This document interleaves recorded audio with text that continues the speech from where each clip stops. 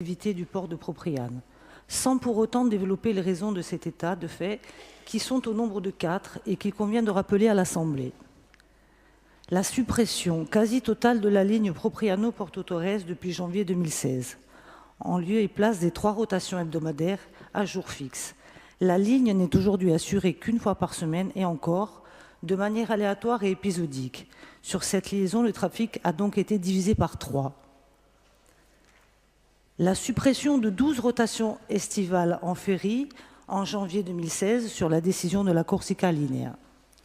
Le transfert du fret de la méridionale vers la Corsica Linea et surtout la suppression d'un tiers des rotations, moins 26 rotations sur 81 en 2017 et début d'année 2018 sur les DSP actuels, en raison des arrêts techniques qui ont tous été assumés par le port de Propriane. Concernant les pistes du développement, ne sont évoquées que les croisières et la ligne Corse-Sardaigne. Curieusement, la desserte de Propriane n'est pas citée dans le cadre de la desserte dite provisoire, qui fait suite à celle des transitions et des raccordements, puisqu'on a eu droit à 3 DSP d'1 an. Or, la ligne Propriano-Porto Torres n'a d'intérêt que si Propriane est liée à Marseille. Cette omission majeure alimente la perspective d'un désengagement de la collectivité sur le port de Propriane. Si c'est le cas, il incombe à la majorité et à l'exécutif de l'annoncer et de l'assumer publiquement à l'heure où nous est soumis ce rapport de renouvellement de la concession. Sur la partie relative à l'exploitation, aucune référence n'est faite au fonds de roulement de 3 millions d'euros qui a permis, durant la concession actuelle, de financer les investissements nécessaires.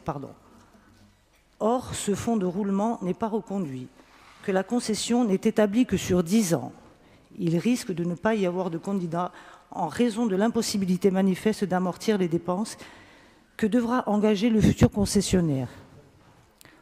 On en arrive au problème majeur du rapport qui réside dans la durée de la concession. Si jusqu'alors toutes les concessions portuaires ont été établies pour 30 ans, le rapport propose un renouvellement pour seulement 10 ans, période insuffisante pour permettre l'amortissement des investissements. Les services ont invoqué en commission l'idée selon laquelle le droit encouragerait les collectivités à envisager des concessions plus courtes, une recommandation que nous n'avons pourtant pas retrouvée et qui n'a pas de sens.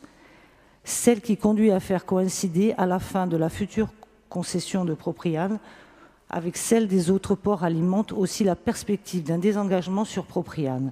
C'est un choix politique qui peut se défendre, mais à découvert et en conscience au moment de se prononcer sur ce rapport. Et j'en termine, d'où les 3 amendements déposés auprès du secrétariat général sur ces 3 éléments. Je vous remercie.